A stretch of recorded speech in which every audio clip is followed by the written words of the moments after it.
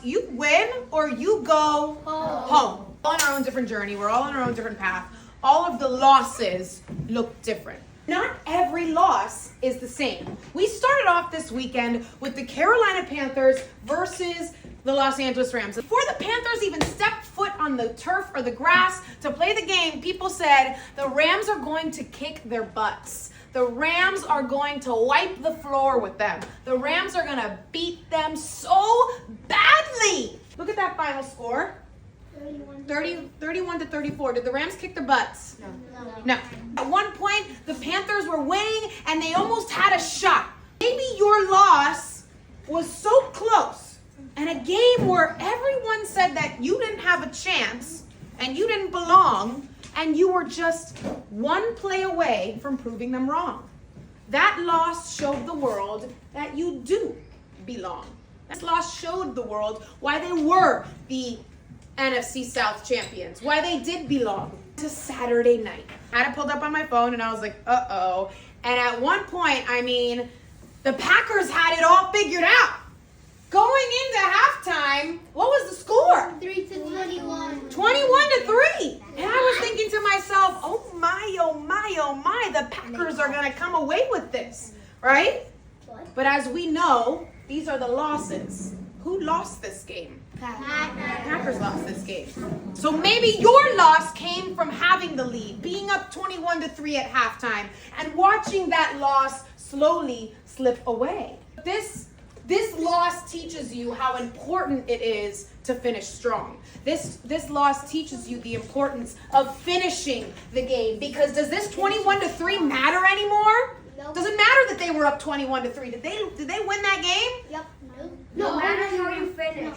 It's not about how you start, it's about how you finish. And that's what this loss teaches you, right? Move on to our first game of Sunday. The Buffalo Bills versus the Jacksonville Jaguars. And I know Logan was there with his shirt off, waving his shirt in the air. And this game was played at Everbank Stadium. It was the game of the weekend to watch. It was the matchup that everyone wanted to see. And let me tell you, this game was a fight.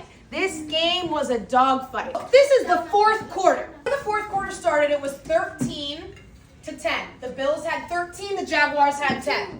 Then in the fourth quarter, the Jags get a touchdown. What's the score? 13 to 17. Then the Bills get a touchdown. What's the score? 20 to 17. Then the Jags get a touchdown. 20 to 24. Then the Bills get a touchdown. 27 to 24. And that seals it for the Buffalo Bills, right? So that game was a back and forth battle between two great teams. So maybe your loss was a neck and neck battle where both teams fought until the very last second.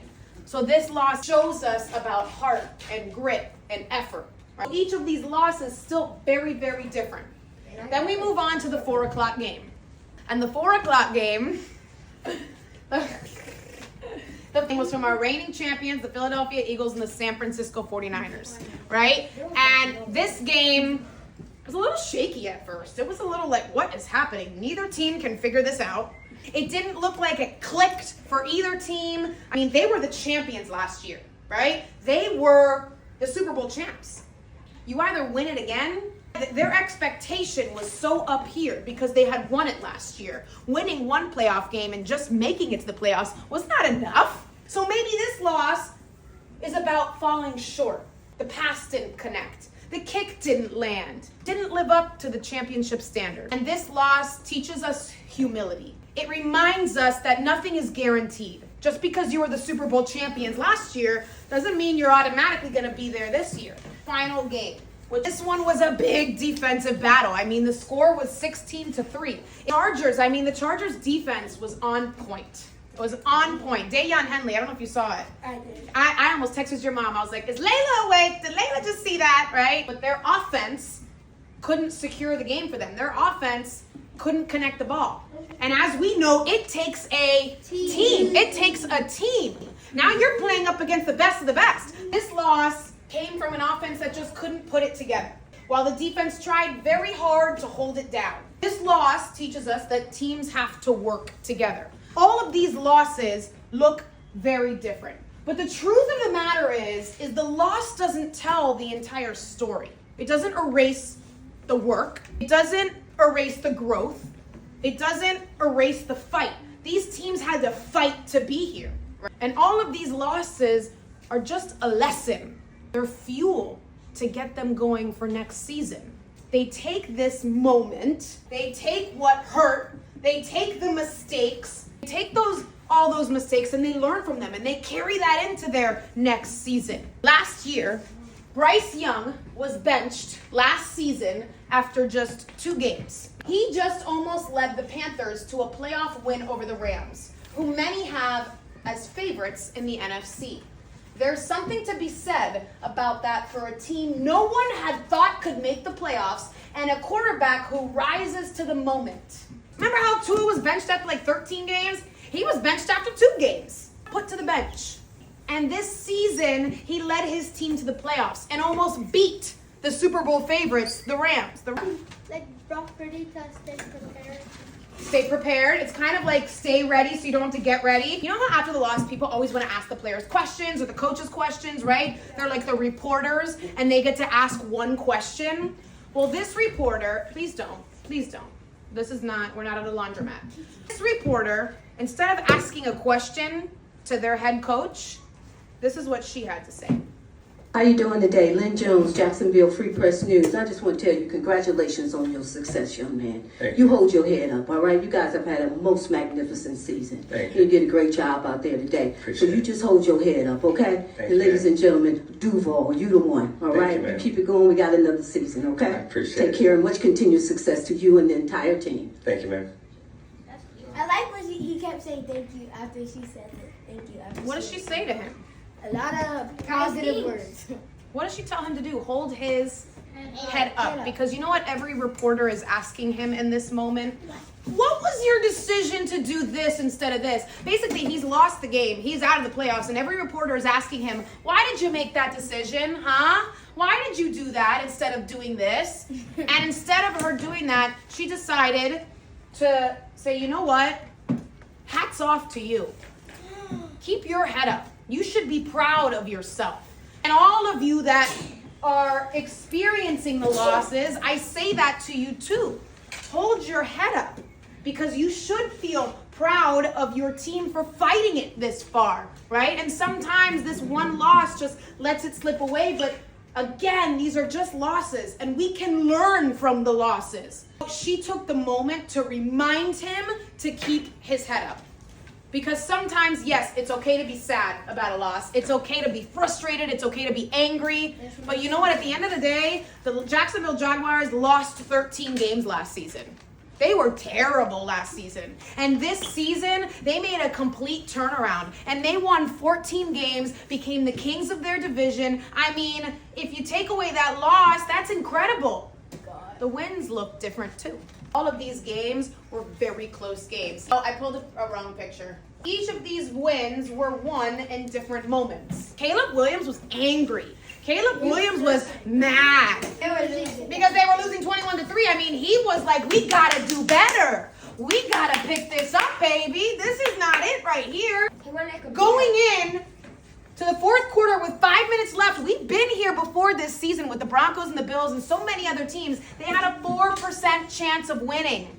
They only had a 4% chance to win with 5 minutes left. But you know what they did? Instead of Caleb Williams and the Bears going into halftime saying, oh my God, we're losing by so many points. That's too many points. What do you have to do? You take it one play at a time.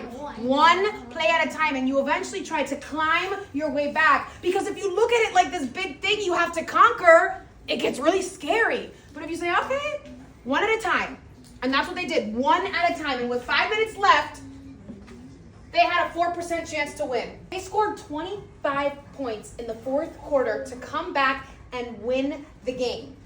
Anything is possible. And like we said, it's not about how you start, it's about how you finish. Just like the Packers had the lead at the start, it's not about how you start, it's about how you finish, right? So here he is frustrated, but instead of getting frustrated and quitting on his team, he used that frustration to help build them up together as a team. For the first time in 15 years, the Bears have won a playoff game. What? They haven't won a playoff game in 15 years, and they won their first playoff game since 2010. The Jets have not won a playoff game since 2010. The Raiders have not won one since 2002. The Dolphins haven't won one in 26 years. It has been since the year 2000.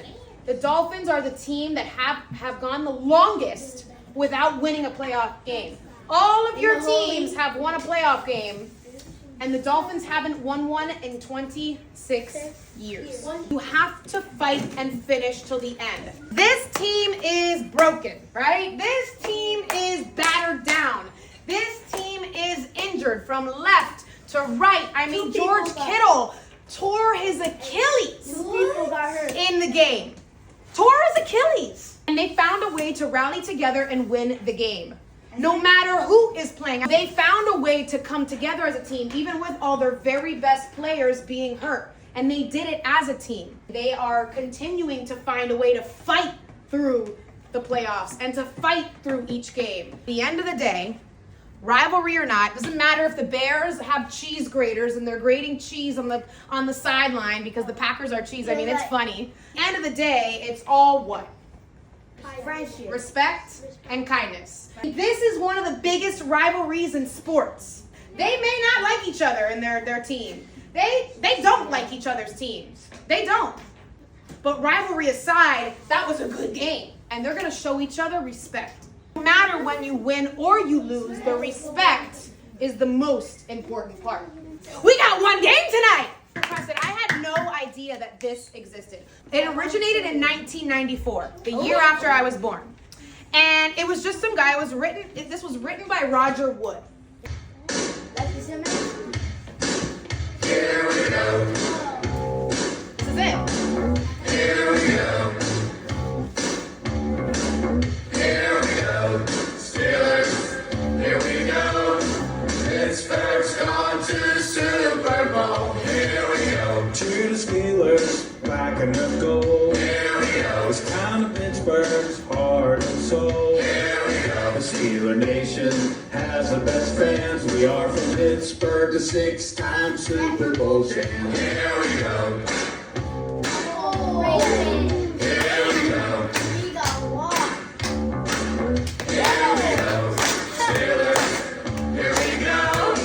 Pittsburgh's gone to Super Bowl. Here we go. Aaron Rodgers is ready to win. Here we go. With Gainwell Metcalf and Calvin Austin. Here we go. The Bears shut it all down.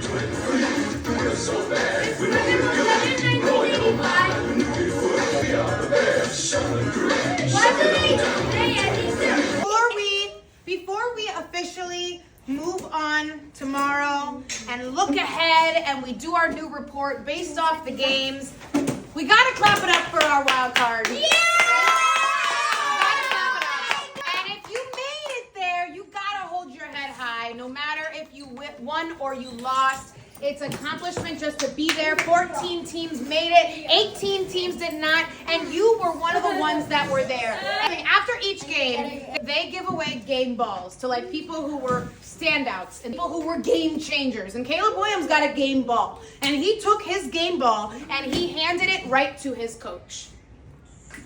Instead of him keeping his game ball for himself, he took his game ball that he earned and he gave it to his coach. His first playoff win as the Chicago Bears. Remember, he's a first-time head coach team, and he got a playoff win as his first time being a Miss Fragile of the team. And that's a big deal. That's a big deal.